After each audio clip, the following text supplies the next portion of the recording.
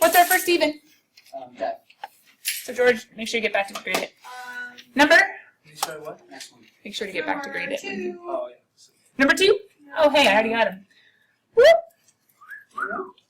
Square root of 25 minus x squared is good between -5 to 5, as shown by the implied natural domain. Lied to me. What? Why? You said all real numbers. It's an even. Wait. Take care. I was looking at number 5. Okay, number next one. 6. No. Oh, there he is. K equals ln of 2 over ln of 3 minus ln of 2. Not that one. Not, oh, no, thanks. That's the quick check. Not that one.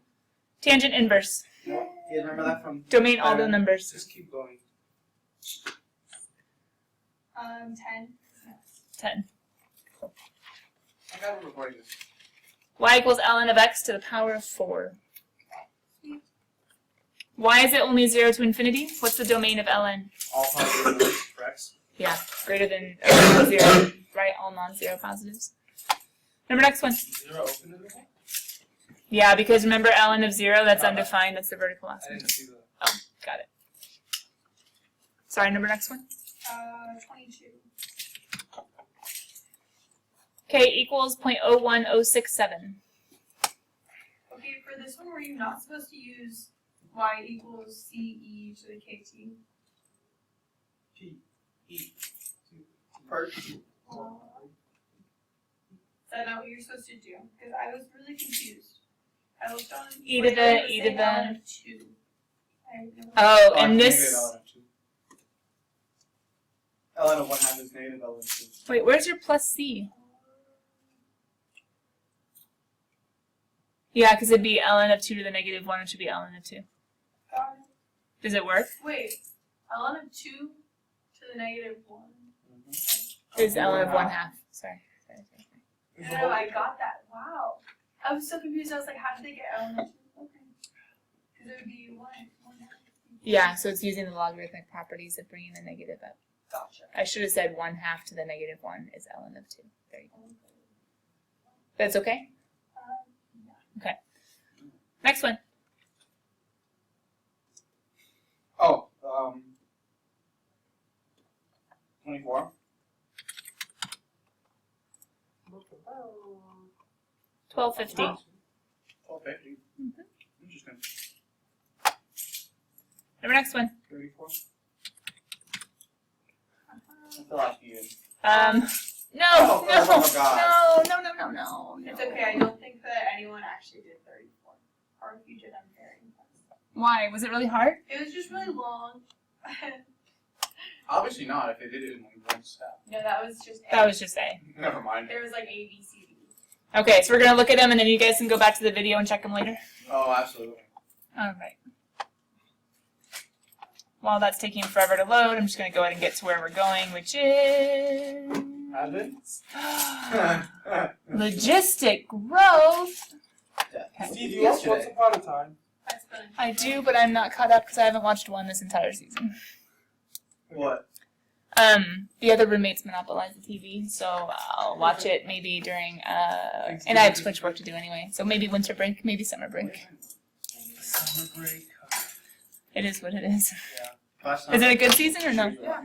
I was watching it like consistently, and then I stopped. So Because you got addicted to something else? They put it up on Netflix. Oh, nice. What show?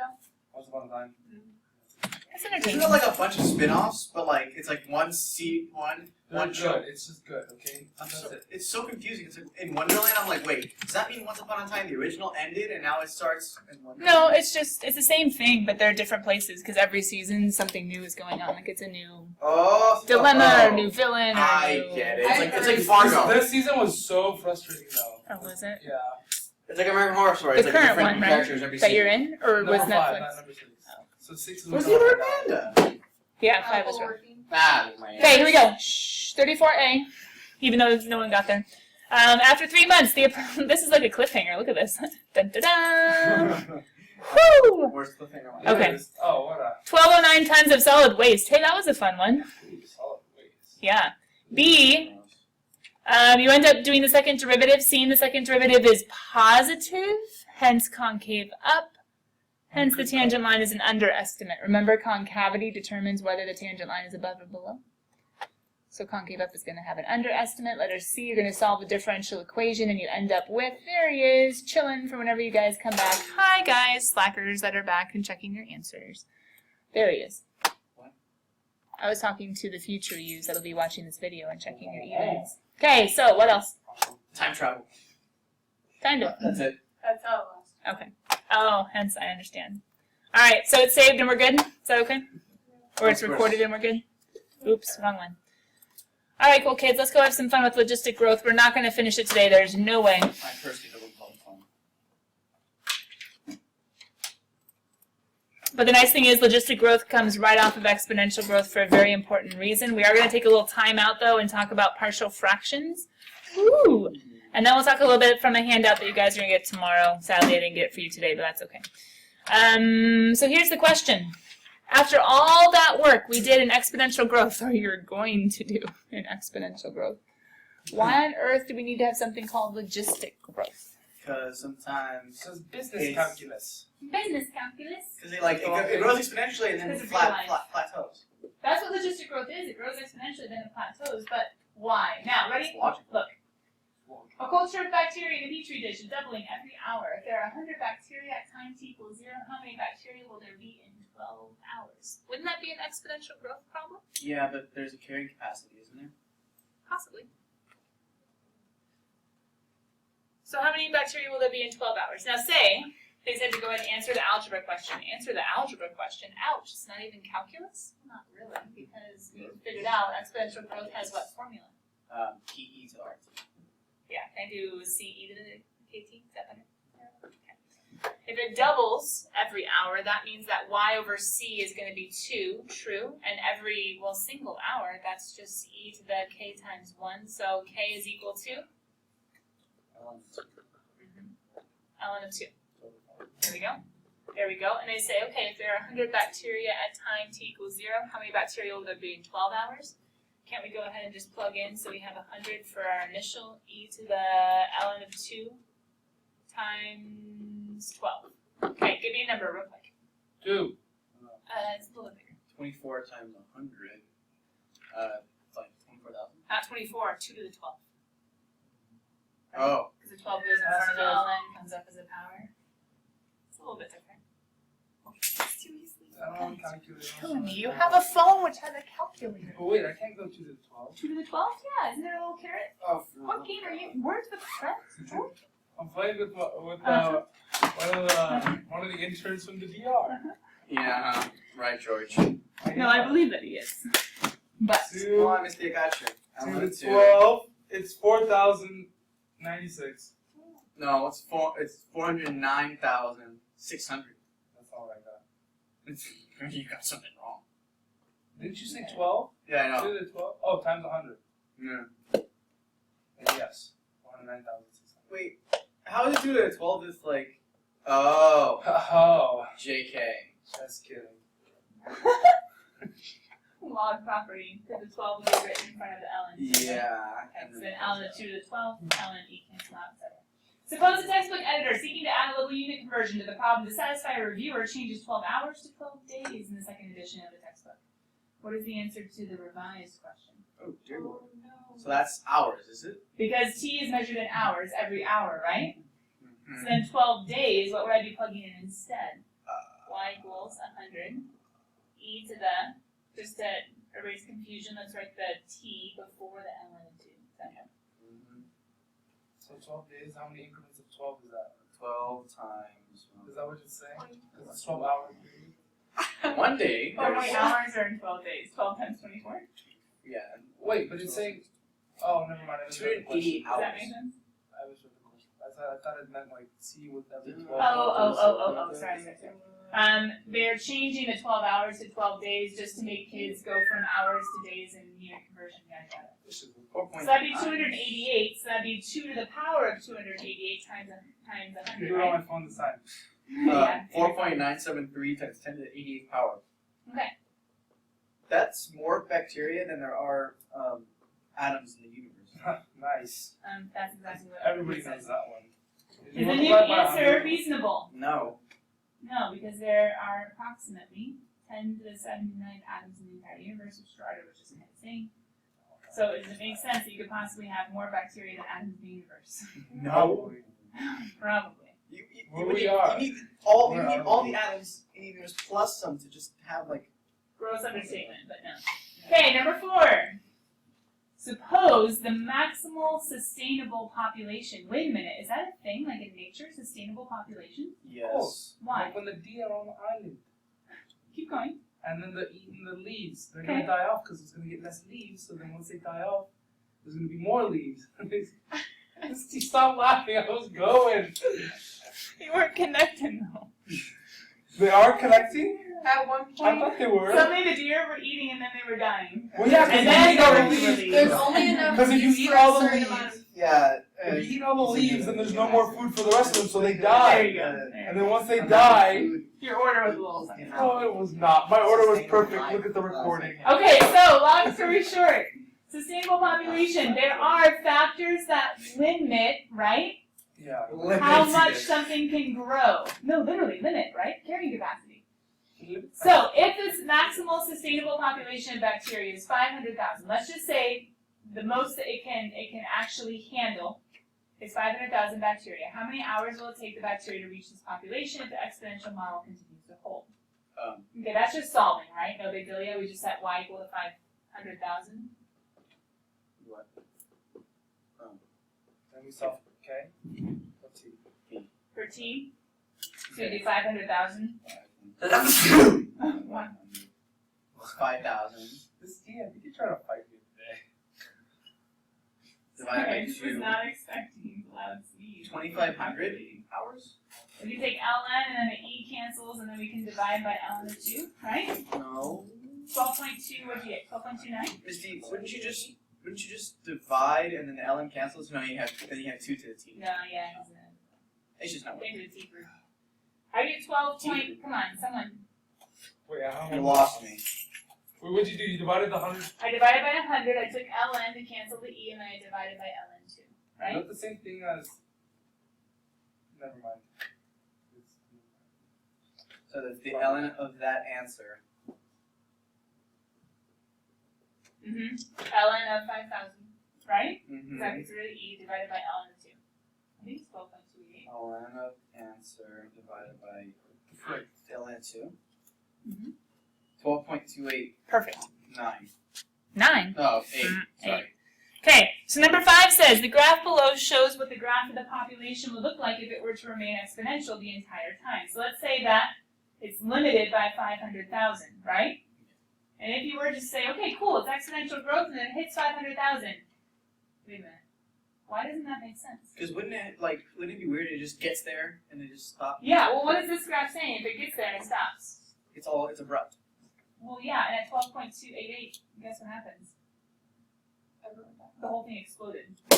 Nice! I don't know. Everything dies. Something happened, because look, at Throughout the face you did. 12.289, well, technically 12.288 because it's rounded, but anyway, as soon as you get right past that time at 13, there's nothing. Well, how can there be nothing? I mean, it's reached its max, but isn't it still there? Can't you just say that the rate at which the bacteria are dying and being born is equal? Well, yeah, but wouldn't there still be values, though? Yeah. And question, are the values are they equal for forever? That doesn't make sense. Like, it's always 500,000, so if someone dies, you're like, well, better have another one. Like, that doesn't make sense, right? There's Sounds still like gonna a be population. There's still going to be some fluctuation. So here, hold on. Is it better to say that 500,000 it's going to hit 500,000 and just stay there for forever? No, that doesn't make sense. It would be kind of cool if it. But let's say that maximal sustainable population, the only rational way of explaining that is that it has a limit, right? And so earlier when I said limit, I was serious about limit because 500,000, it's not a point that's going to come to and stop and then like level out for forever. That's weird. Instead, it's going to have exponential growth.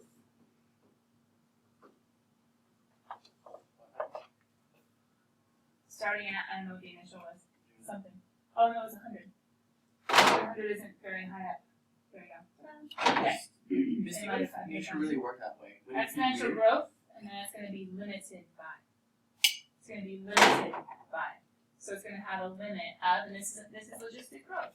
and that it starts with an initial population, it grows exponentially, and at some point, because of the limiting capacity, the carrying capacity, the maximal sustainable population, whatever you call it, it's going to start to slow down just naturally, and then it's going to go ahead and start leveling out. Go ahead. Yeah. If this happened, would it be weird if it really did just flatten out in reality? Would it be weird since? Well, that wouldn't make sense. You're saying that nothing can die, nothing can be born. Exactly. But if that happened, would we consider it weird if that's all we've ever seen? We're assuming that we're looking at something and there's nothing being added or subtracted in rapid. All of revelation has occurred. Nice. In that sense, it won't be weird, but everything else. We're Yeah. talking about What a if different it's- universe in which we do not live. Oh. Ah, great. How does the book Yes. technically say it? Here we go. Available food, habitat, living space are just a few of the constraints that will eventually impose limits on the growth of any real world situation application. So, what's the need for logistic growth? The need is anything practical will not keep growing forever, Nice. right? It's going to be limited by something. Unless we're talking about compounded interest, but even then it won't go on forever because eventually it'll die. All right, so. Not unless I Present pass it fire. on to my son. Oh, there you go. I mean, he passes it on to his son. That would True. be huge. So you're looking out for the future generations and not all the generations now. Just have to. Albert Einstein said it. Compound interest is the most powerful Force in this force in the universe. There you go. Personal Not finance. fake Okay, here we debt go. or anything. Wait a minute. We just built up all this stuff to do with logistic growth, and guess what? Section 7.5a is just partial fractions. Wait, what? Nice. How does this apply? I don't understand. Okay, well, Because the just trust me. integral, you gotta Trust take me. the integral. Yeah, in order to go ahead and work with logistic growth, we have to know how to do partial fractions. So some of you guys were like, the other day when we did partial fractions, we get to go ahead and take a quick time out. Pretty much that'll be the rest of today, is knowing how to integrate with partial fractions. I don't think you guys saw any last year. You might have seen one. No, we didn't. I don't think you saw any. No, because I've never done this before. This is definitely, oh yeah. Oh, there. It's just as bad as it sounds.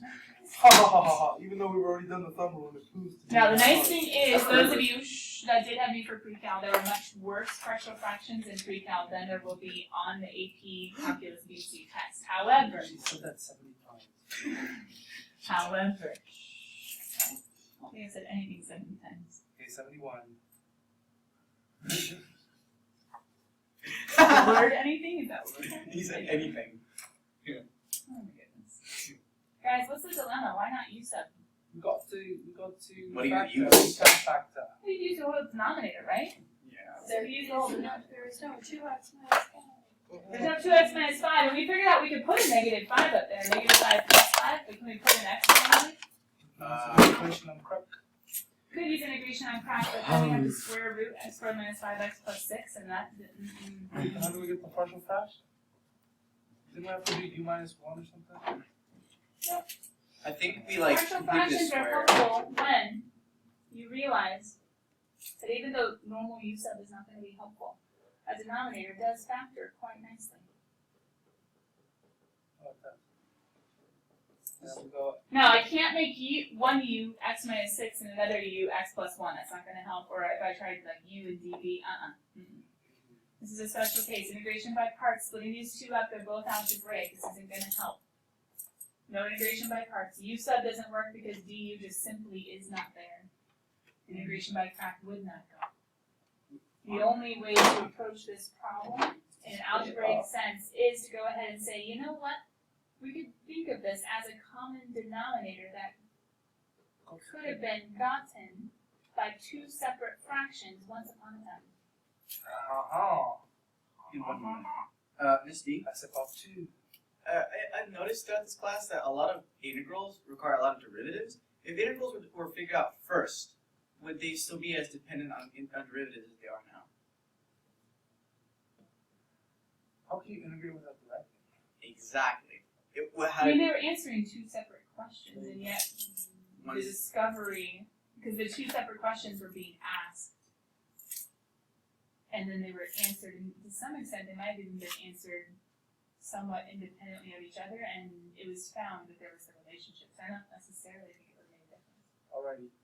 So then we do the thumb trick. The thumb trick. We've got to find the We'll factors talk about of the one math of the trick. thumb trick in just a second, but the thumb trick, quick reminder. says take the original, and it only works when you have linear pairs, meaning you can only do the first power. If this was x squared plus 1, which could not be factored down anymore, we could not do the thumb trick. If we go ahead and cover up 1, right? Cover up a factor, what's his 0? Negative 1. 6, sorry. What's his 0 Oh, that hold on. I'm covering? You're covering 6, it up. 6, and then plug in. 1 over 6 plus 1 is 1, 7. Perfect. Wait, you cover up the one you're not back? You're plugging in the 0 of the one that you're covering. Because if you Oh, plug okay. in the 0 and you're not covering it, it's going to be undefined. Okay. So cover, plug in his 0, which is 6. 1 over 6 plus 1 is 1/7, and that is the coefficient of the one that you covered. Negative 1, 7. So then we have a negative 1. 1 over negative 1 minus 6 is negative 1 over 7. That's going to be the coefficient of this one. Now, if you didn't believe me, if you're doubting Thomas, or you just plain don't understand exactly what's going on, couldn't you always double check by going ahead and multiplying top and bottom by x plus 1? So we have 1/7 times x plus 1 to get the common denominator of x minus 6 times x plus 1. Over here, we would multiply negative 1/7 by the other factor, x minus 6 over x minus 6. We would end up with a 1/7 x minus a 1/7 x, that x goes away. We'd end up with a positive 1/7 and a Positive 6, 7. positive 6/7. 1/7 plus 6/7 is a 1.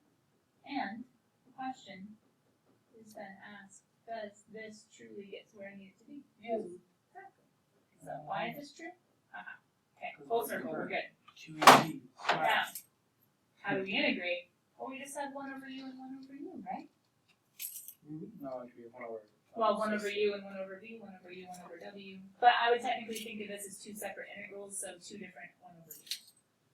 You could pull out a 1/7, right? Unfortunately.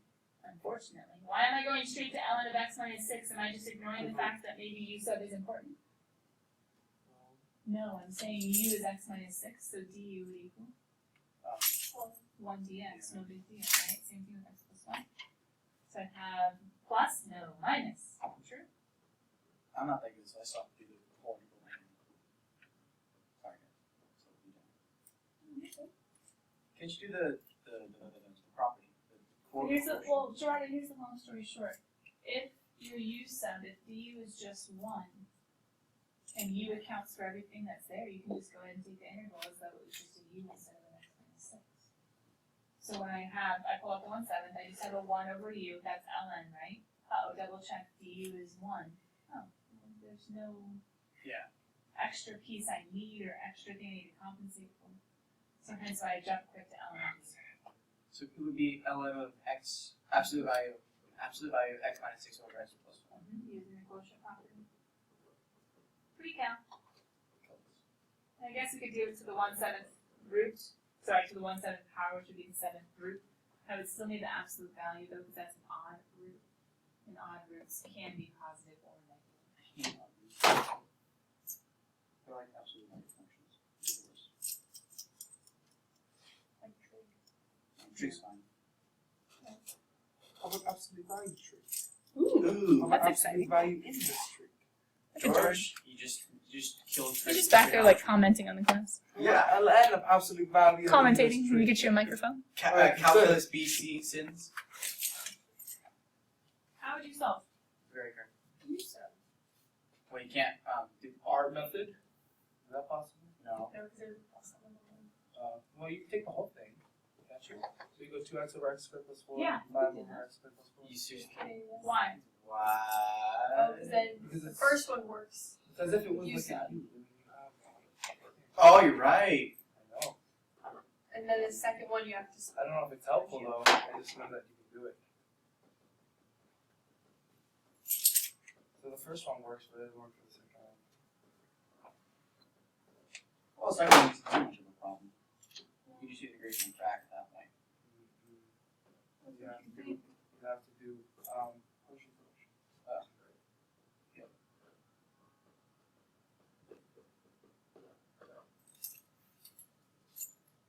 Oh, today's Tuesday. Why am I not putting absolute value of x squared plus 4? Because you have like absolute value. No, because it's always positive. I don't need absolute value.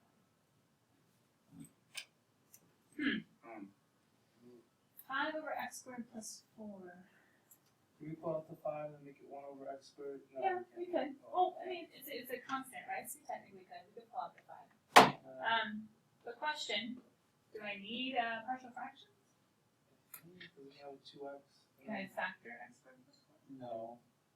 So I can't use partial fractions. That's not gonna help. Is it? You said that's not gonna help. No, You it's, can complete the square. It's what's it called? Tangent. Oh my god! Tangent over yes. Amanda, you're smarter than all of us. That'd be Jackie's savage. Jackie's like, I had that 5 minutes ago. No, I didn't. No, you didn't. I had only still looked at the problem. I knew it. 1 over a, arctan of u over a. What up? That'd U be is just savage. x, no big deal. So Jordy, there's no case. U is x and u is y. Let's try graphing that one. Ha ha ha. LN. Or tan anyway? No, I gotta kill myself. I'm still writing this one down. Because But theoretically, his derivative wouldn't be that bad. We already have him. Well, how about finding his zeros Yeah, no. Yeah. Just kidding. and his y-intercepts? No, I'm just kidding. Well, that one. See? Is it the same thing? Artan of 0 is 0, ln is 4. Oh, no, it wouldn't. It'd be messy. Steve? Yeah. If it was a 5, x squared plus 5, it would still 5 is still a square. It'd be root 5 and then root 5. We okay? No. Yeah. And why did I give you this one? I'm like, hey, this is interesting. There's no way to do it without partial fractions. Hey, this is interesting. Oh, hey, he was an arc trig. Just reminding you when there are interesting things going on in the denominator, we have to keep our wits about us and keep on remembering all the other things that we've learned. Yeah? All the things. No big deal. Just everything. Makes sense once you change the page. How do we know it's improper? When it doesn't Five hold his what pinky up while halves drinking tea. No! When the degree of the numerator is greater than or equal to the degree of the denominator. It should be a math comedian. Something like that. Specifically, a specific area comedian. Could be calculus. Speaking The of only math, audience would be like nerds that look for jokes online. How do you do with that? Or it would be you and So Cassidy us. and Layla. Yeah. And then, Amanda would be in there. She'd be happy. you know, speaking of Maybe? math humor, I was watching a TED Talk with Sal Clark, and he put up. Are you guys writing? Yeah. You're not multitasking. He was writing like e to the I pi plus 1 equals 0, and he's like, if this does not blow your mind, you have no emotions. And it was- Mr. Wilson in class told us that when we think that we're good at multitasking, we're actually really bad at it. You only do one thing well, everything else is bad. But he also said 15 things, and nobody does 15 things at a time. They do at least maximum 3. That's true. And even then, I get that it's not always the best, but you're not doing it poorly, you're just not doing it as great as the others. That's what the South I say you do everything great. So just well, I had a moment. It's easy to I mean, how many hours do you work a week? like 20. That's good. Question. Answer. Answer. Why does it say divide when improper? Because when you divide when it's improper, you get. Why is this my example for divide when improper? I know Who what do to you say, be? but I don't know what to do. Talk. Me. No, I don't want to du down in the denominator, though, do I? no, that's true. I can't just flip it. No. I can't do partial fraction because there's an x up top. I don't want an x, I want a constant. You can't do. Can't do arc trig because If it's you not. go x times x, no, you can't have. I'm not Why good is this at it. improper? Because the degree of the top is greater than the degree of the denominator. No, I just. I didn't read nice terms. It didn't bother me at all. I just turned. Minus x over x plus 1. I never know how to write division because if you do it on the line, then you have to go above the line, skip for the line below. It's like always, I don't know. You just make it really spread out. It's a problem. Oh. So how would? And then we have to do. I approach. Oh, I see it. It's gonna be amazing.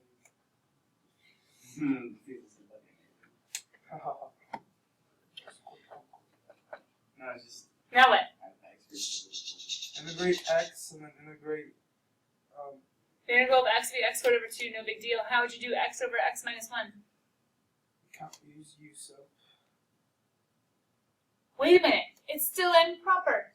Oh, we got to divide Because the again. degree is equal. Maybe not divide again, maybe I just shouldn't have stopped. Yeah, my bad. So George, it was good in that you want to make the remainder, but the problem is, Maybe- does x go into negative x? Yes. Uh-huh. Negative 1 times. And then it's 1 Exactly. over x plus 1. So that'd be negative 1, minus all of that. So that'd be a remainder of positive 1, right? No.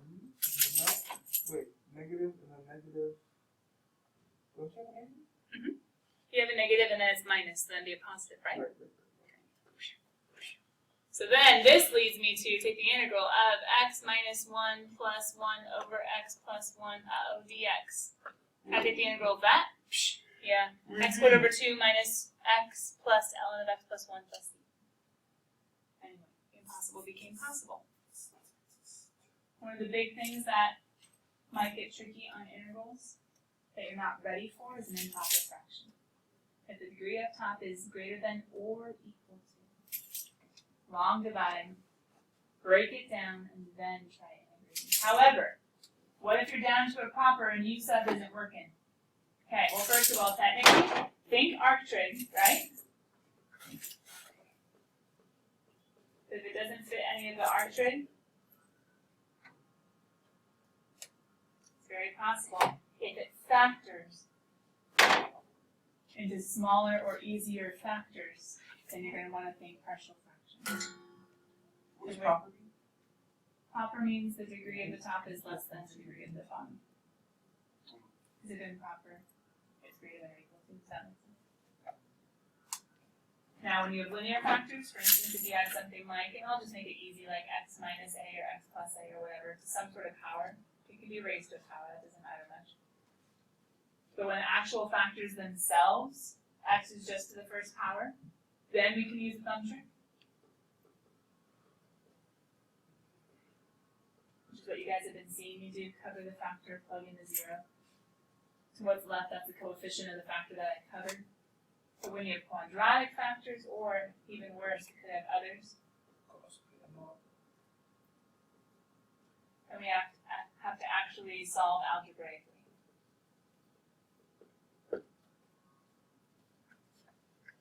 Technically though, even for linear factors, if we weren't to do the thumb trick, what we would do is go ahead and split up, let's say we had something like 1 over x minus a times x plus b. Just making up an example, they're both linear, no big deal.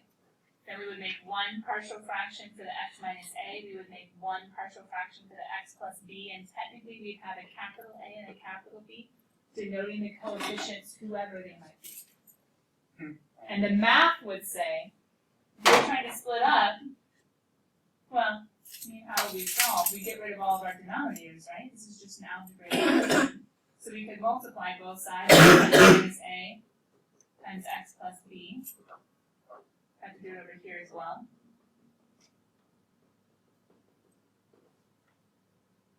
I'm going to go ahead and separate just for sake of simplicity, x minus a times x plus b. And so if you notice, the coefficient of a gets tacked on with the x plus b, and the coefficient with b gets tacked on with the x minus a. That ultimately is what the thumb trick is doing when we solve. Need one more line. Maybe not.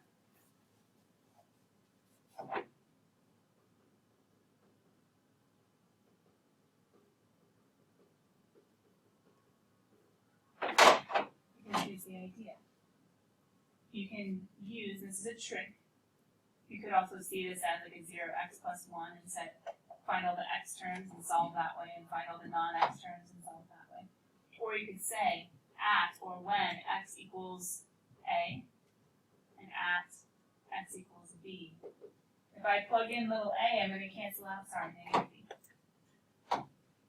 which are the zeros of each of the factors, which is what I plug in with the thumb trick. If I plug in a,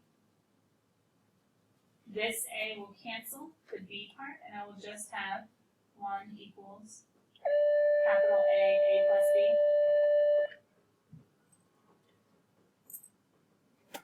And if I plug in negative b, I get 1 equals, this factor would cancel, and I'm just staring at little b minus a. Sorry, negative b. Anyway, long story short, it's technically a lot easier just to use a thumb trick. If you have quadratic factors, we'll look at an example tomorrow of actually solving it with a thumb trick. But the nice thing, once again, for the BC exam, all the ones I see have the thumb trick as the way to solve it. And that's what we like, right? Shortcuts? All right. Homework tonight? Homework is definitely not due until Thursday. Okay. So finish class. But, yeah, and if you have time for homework, I would say start the partial fraction-y stuff, which will be the beginning, stop before the district growth. Okay, and be here tomorrow to Just make sure you get help what in there. aviators. Huh? And then be here tomorrow morning to help aviators. Yes. Period 1 was mostly gone because of poll working and the band, but period 6 I'll announce it. Miss Julie, you got up my things with the heart. Who was that? I have no idea. How do we- I wasn't paying attention. How can we tell when the absolute value will go away? Sam? Cameron. Oh, Cameron, folks. Yeah. How can we tell when the absolute value goes away? If the expression is only able to be positive. Or if it can be absorbed into the C? Or if there is something else we're putting that could account for a positive negative possibility.